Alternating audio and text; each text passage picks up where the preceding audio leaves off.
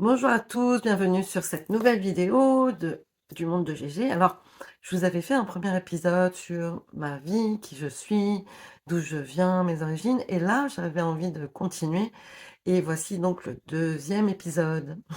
Et je voulais aborder finalement ce qui s'est passé au niveau sentimental, bon, avec les garçons, parce que moi je suis plutôt hétéro, et dans ma vie sentimentale, j'ai vécu plein de situations différentes, mais ce que je retrouve au final, souvent, c'est, bah, soit c'est le garçon qui est attiré par moi, mais pas moi de mon côté, ou soit c'est moi qui étais attirée par un garçon, mais pas lui de son côté.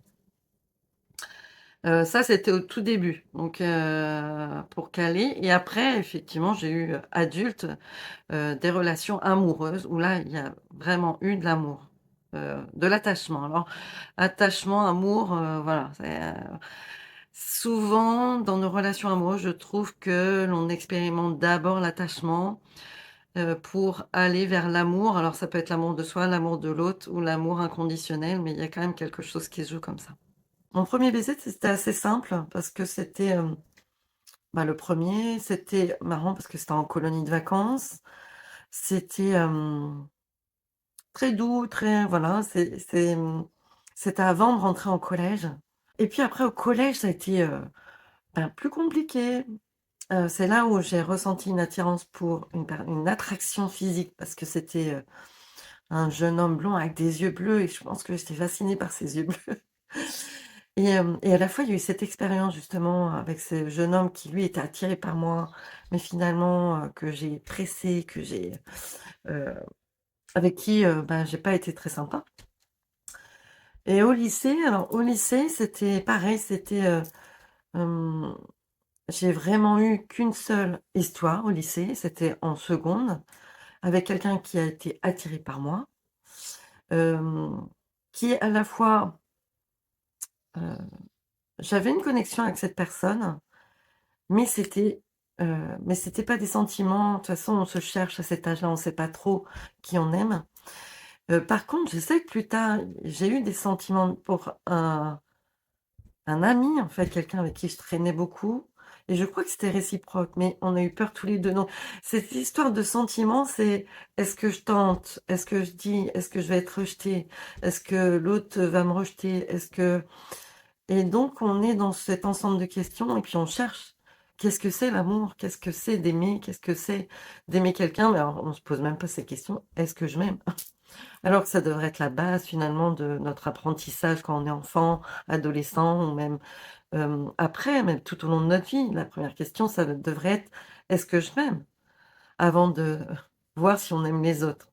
Mais vu que les autres sont notre miroir et qui nous renvoient des choses, forcément, c'est à travers eux qu'on apprend aussi. Ma vie sentimentale, elle a vraiment commencé quand j'ai débuté ma vie d'étudiante. Donc la personne avec qui j'ai eu un premier rapport sexuel, c'est une personne qui était attiré par moi, mais finalement, je me suis aperçue que j'étais pas attirée par lui. On s'est embrassé sur un jeu type, le jeu de la bouteille et bah, ça a duré quelques mois, mais finalement, moi, j'étais pas attachée et bah, ça il le sentait alors que lui, il était attaché et je sentais qu'on n'était pas sur on n'avait pas les mêmes envies, on n'avait pas le même attachement, en tout cas.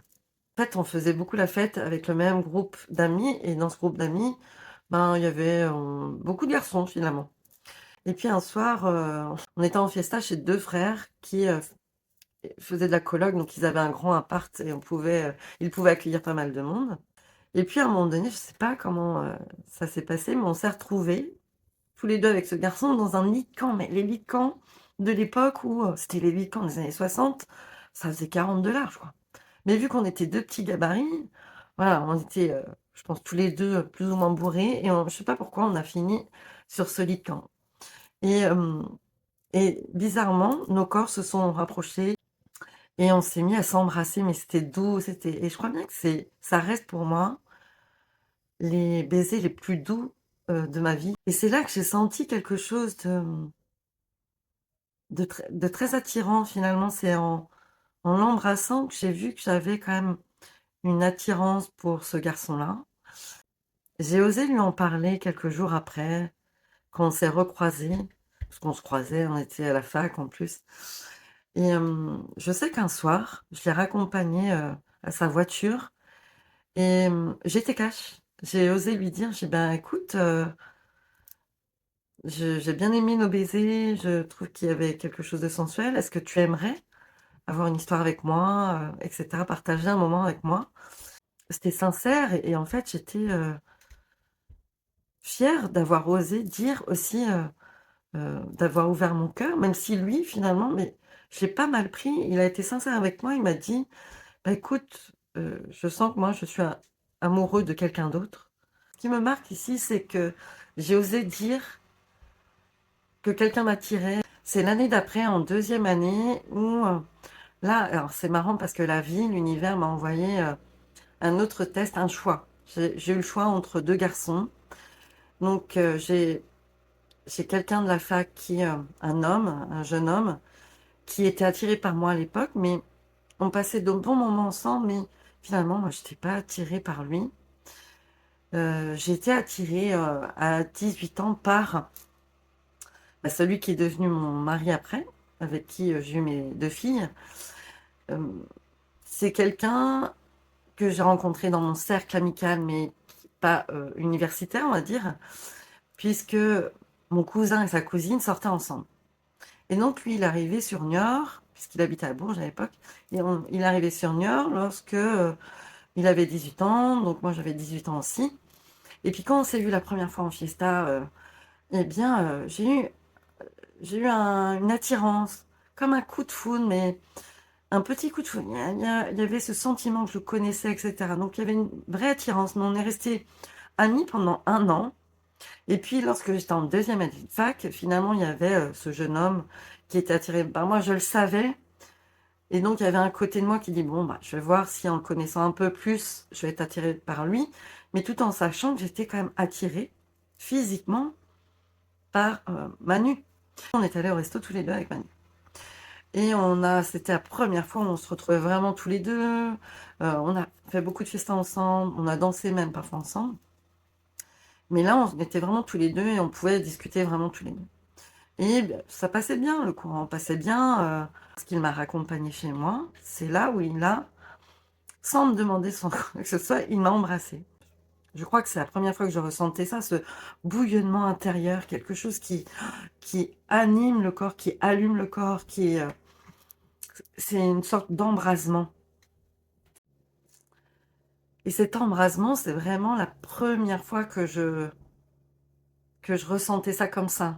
Et donc, ben, je suis restée dans cette vie amoureuse avec Manu 27 ans. Donc c'était une de mes grandes histoires d'amour et comme toute histoire d'amour, c'était, une histoire d'amour initiatrice. On parle de lien d'âme, on était sur un lien d'âme jumelle, flamme jumelle et donc, avec un lien très fort, une attirance très forte, avec, un attachement très fort. Donc les 2 premières années, j'étais, très, très amoureuse et donc, j'ai pas vu les red flags comme on dit aujourd'hui. Donc on n'était pas sur la même communication déjà dans l'amour. C'était quelqu'un qui était pas tactile, qui n'exprimait pas ses sentiments, hem, même dans les yeux, ça se voyait pas. C'était quelqu'un de distant, de froid et d'indifférent. Donc en fait, en soirée, moi je le connaissais qu'en soirée, c'était quelqu'un de joyeux, de, de drôle, d'humoristique, enfin, ouais, d'humoristique on dirait, c'était à la fois quelqu'un de touchant, de maladroit. Sauf que dans l'intimité, c'était tout le contraire. C'était le jour et la nuit. Et donc je comprenais pas. Je dis: «Mais pourquoi avec les autres tu te comportes comme ça et quand tu es avec moi, tu te comportes autrement?» Et ça, il me l'a dit que plusieurs années plus tard. Il me dit: «Bah, faut bien que ce soit naturel à un moment donné dans ma vie». Ah, je dis: «Mais parce que tu joues la comédie en étant avec les autres». Bah oui, j'ai compris après tout ça. Moi qui étais quelqu'un de joyeux, mais qui était pas différente quand j'étais avec mes amis ou seule, bah, j'étais la même, donc je comprenais pas, donc j'ai essayé de le sauver, de lui montrer que la vie était belle, qu'elle valait la peine d'être vécue, parce qu'il y avait de la tristesse chez lui, quelque chose de sombre, quelque chose de non, de pessimiste, en fait, il était dans sa victime. Il a fallu longtemps parce qu'à l'époque, on parlait pas du triangle de Cartman. Non. Alors moi, je suis rentrée pleinement dans mon rôle de sauveur, à vouloir le sauver, à vouloir comprendre et donc j'ai compris aujourd'hui que j'étais aussi parfois dans le pouvoir émotionnel. C'est-à-dire que je m'adaptais tellement, je prenais le rôle de thérapeute et le thérapeute, beh, quand l'autre il dit quelque chose de blessant, ben non, je réagis pas, j'essaye de comprendre, j'analyse, j'étais avec ma tête, mais mon cœur, il souffrait énormément.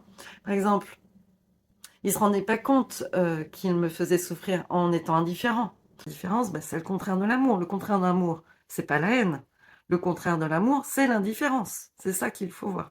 Tout ce qu'il m'a envoyé, c'était le rejet, c'était sa blessure de rejet qui me renvoyait à la figure et donc moi, je devais travailler sur cette blessure-là de rejet et donc pendant cette période, bah, je me suis aussi rejetée. Mais pendant 27 ans, j'ai dû dire au moins 50 fois, «On arrête, j'arrête, on arrête». Je disais: «On arrête». C'est pas moi qui arrêtais parce qu'il y avait ce côté fusionnel et donc je disais beaucoup, «On arrête, j'en peux plus, moi ça me va pas» et puis il y avait toujours ces souvenirs de: «Mais non, on a un attachement hyper fort, on sait qu'on est fait l'un pour l'autre». Le côté flamme jumelle qui revenait et donc c'était, «Mais non, il faut qu'on essaye» et donc en fait, ça fonctionnait en boucle. On était toujours dans la même boucle, c'est-à-dire que moi, j'avais tendance à accumuler des choses, à pas dire et puis quand ça sortait, je disais: «Non, on arrête», mais vu que je déballais tout, mais que j'avais pas de réponse, mais moi, ça me faisait du bien de déballer, donc une fois que j'avais déballé, je me sentais mieux. Lui, il changeait rien du tout. C'est moi qui faisais encore les efforts et donc qui ramait. Puis à un moment donné, à bout quand j'ai assez fait d'efforts, bah, je dis: «Bon, bah, j'arrête de faire des efforts, ça marche pas», mais comme lui, il venait pas non plus faire des efforts. En fait, c'en est drôle, mais je voyais pas tout ça, moi j'étais là-dedans. Au niveau sexualité, on s'entendait bien, mais lui, il n'avait jamais d'envie. Donc dès que, on faisait l'amour, ça venait de moi. Donc les rares fois où il venait vers moi, c'est quand il était en vacances, où il avait la tête plus reposée parce qu'il était pris constamment par son travail, par son devoir, je sais pas, son père lui répétait constamment: «La personne la plus importante dans ta vie, c'est ton patron». Quand il était petit, il entendait ça tout le temps, donc forcément, bah, lui, il avait mis de l'enjeu là-dessus, hein, de toute manière, et donc la vie sentimentale, vu que ses parents étaient divorcés, c'était pas important. C'était c'était pas important pour lui. C'était voilà, il a vu son père, faire la même chose avec sa mère, c'est-à-dire, être indifférent avec sa mère, donc il a reproduit le même schéma et c'était une vie de couple, à la fois intense, donc on voyait beaucoup de gens à l'extérieur, donc je retrouvais la personne avec qui j'étais tombée a de qui j'étais tombée amoureuse. Mais dans l'intimité, on se retrouvait tous les 2, on se retrouvait toujours dans ce côté, ben, on n'arrivait pas à communiquer vraiment. Donc c'est moi qui étais moteur de ce couple. Et à un moment donné, il s'est réveillé, vers 2011-2010. C'est-à-dire qu'il communiquait, il avait envie de d'avoir des relations sexuelles, il avait envie de partager, d'avoir, de connecter. Et là, ça a été, comme si on venait de se rencontrer. C'était, bah, notre lune de miel presque. Et là, on a vécu quelque chose de merveilleux pendant, 2 ans. C'est à ce moment-là où il en a profité pour me demander en mariage. Bah, je dis: «Oui». Par contre, à cette période, je lui ai fait promettre quelque chose. Je lui ai dit, j'ai dis: «Mais, un soir, on était ensemble, on prenait l'apéritif». C'était peut-être une soirée, en amoureux, sans nos enfants. Et je lui ai fait promettre de ne pas revenir en arrière. Je lui ai dit: «Mais promets-moi de ne pas revenir l'ancien Manu, parce que si tu redeviens l'ancien Manu, je ne vais pas le supporter. Je vais péter un câble» et je le sentais au fond de moi et donc il me promet. Il me promet, il me dit: «Non, non, je ne reviendrai pas comme avant, c'est hors de question», voilà. Donc déclic. C'était, idéal, ce que je recherchais depuis le début. On communique, il a envie de moi, je vois à ses yeux que ça pétille, voilà, il y a du sentiment, il y a voilà. C'est chouette.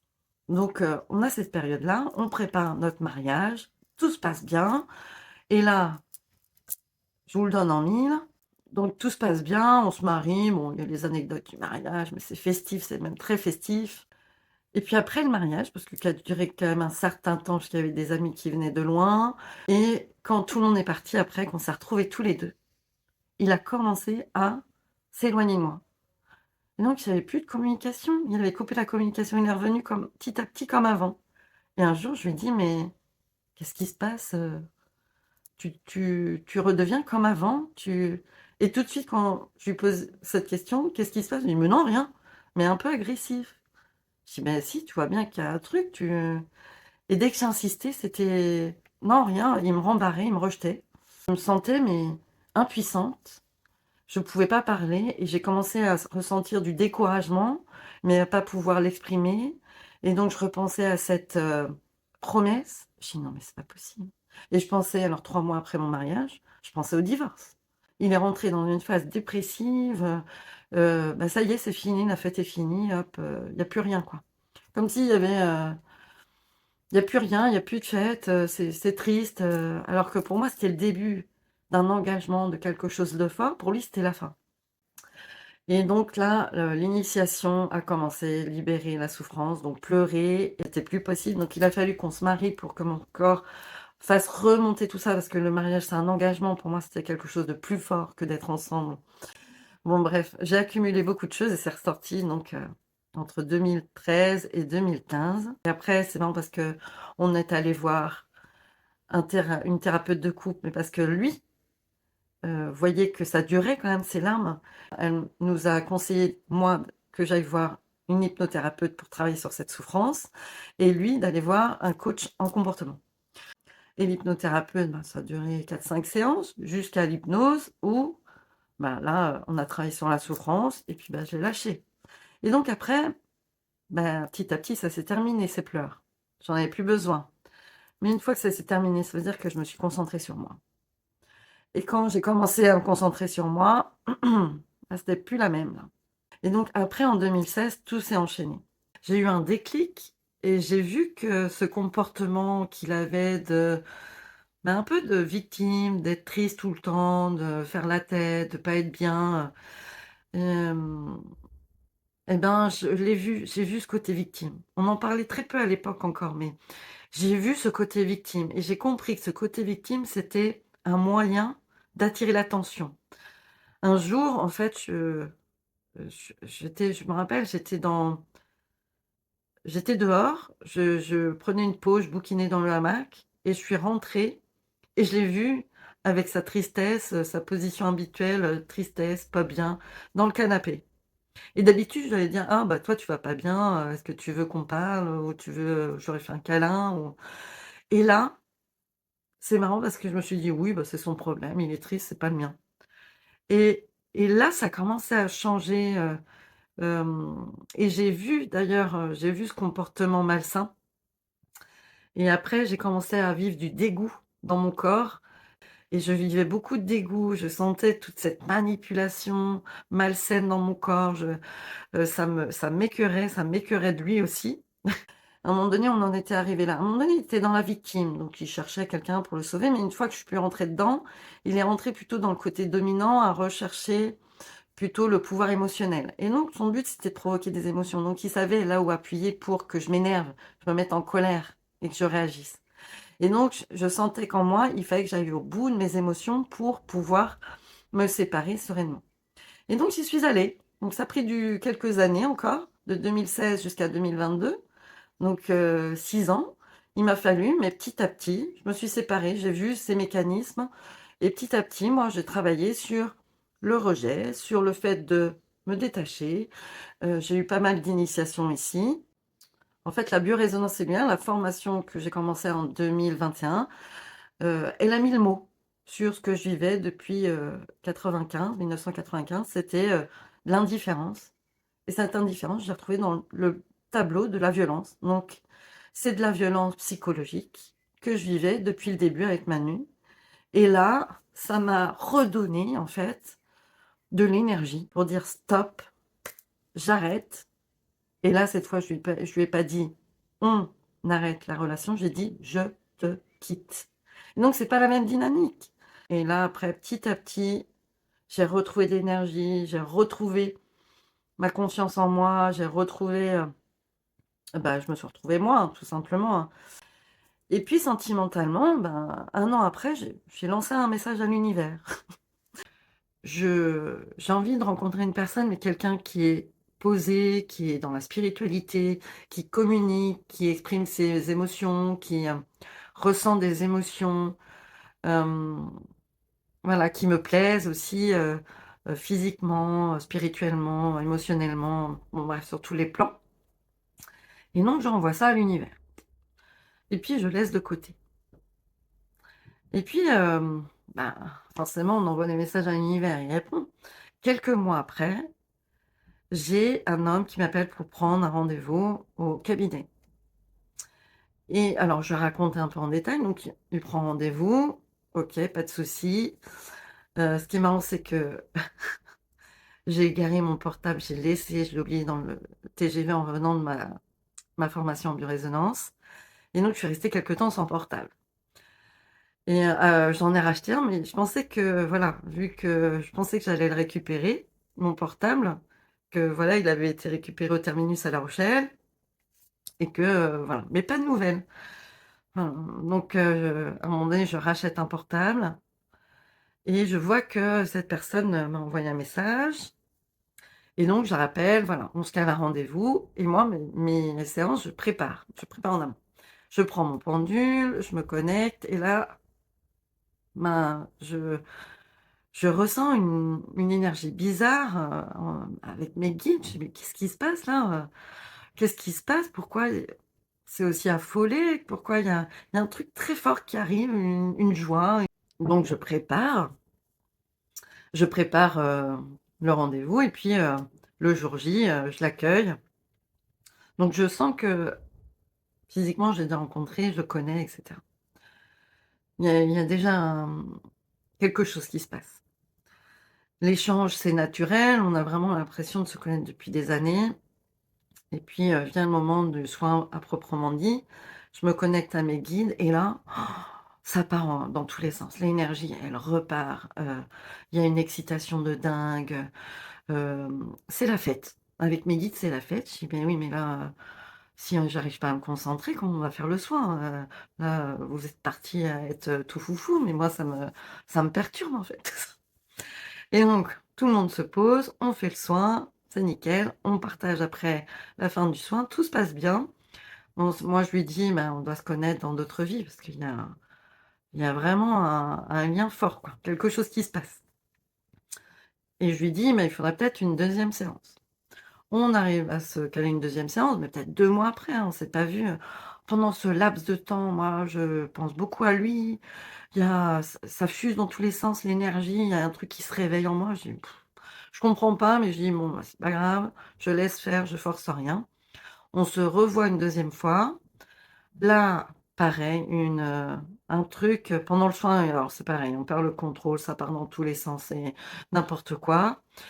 Et puis, pendant les échanges, nos jambes, nos pieds se touchent. J'ai beau éloigner ma jambe, à un moment donné, inconsciemment, elle revient, elle se touche. C'est l'été en plus, moi je suis en robe, lui il est en short, voilà, la peau, nos peaux se touchent. Bon, je dis: «Bon, je laisse tomber» et elle me dit à la fin, je dis: «Beh, est-ce que ça t'intéresserait? Est-ce que je pourrais t'appeler pour qu'on prenne un café ensemble?» Je dis: «Oui, écoute, pourquoi pas? Allons boire un café ensemble, moi ça me pose pas de problème».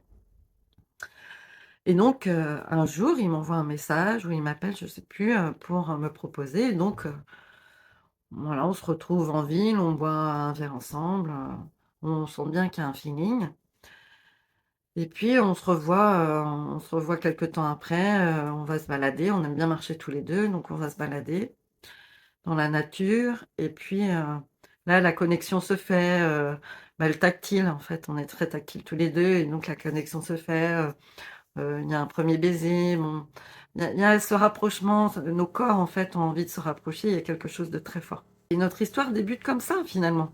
Notre histoire débute et donc c'est très fort, c'est très dans le corps, avec Manu, il y avait ce côté aussi, sexuel très fort, il y avait, on était très connectés, au niveau du corps aussi. C'est pour ça que ça a été dur aussi de lâcher. Avec Lorenzo, c'était très fort aussi et c'était encore plus fort, moi, je dirais, parce qu'il y avait vraiment quelque chose, une énergie qui montait et quelque chose de très puissant. Mais là aussi, dans cette relation, il y a eu, le jeu du chat et de la souris, l'évitant, l'anxieux Et moi, j'avais repéré ce jeu-là et je lui disais: «Moi, je veux pas jouer au jeu du chat et de la souris». Et je lui disais et très fort, c'était tellement fort que, hem, bah, il y a eu quelque chose très rapidement et puis moi, je sentais ce côté où il voulait pas, en fait, rentrer dans, les sentiments, éviter. Je dis: «Mais moi, je joue pas à la souris. Tu veux pas? OK, je vais, je vais pas le faire». Et mais il y a des situations où, qui me remettaient dans des blessures d'abandon, de trahison. Comme, en fait, pendant la relation, il m'a mis au dernier plan. En fait, il y avait toujours sa famille, ses amis qui passaient en avant. Une fois, on devait se voir et 2 heures avant qu'on se voie, il m'envoie un message: «Non, non, ce soir, je vais voir un pote» et j'ai pas compris parce qu'à aucun moment, il m'a proposé d'aller avec lui et donc il m'a fait passer en dernier, encore. Et je dis: «OK». Sur le coup, je dis: «Bon, j'accepte, ça peut arriver», mais il me l'a fait plusieurs fois. Me prévenir au dernier moment, donc moi, ça me remettait dans des blessures.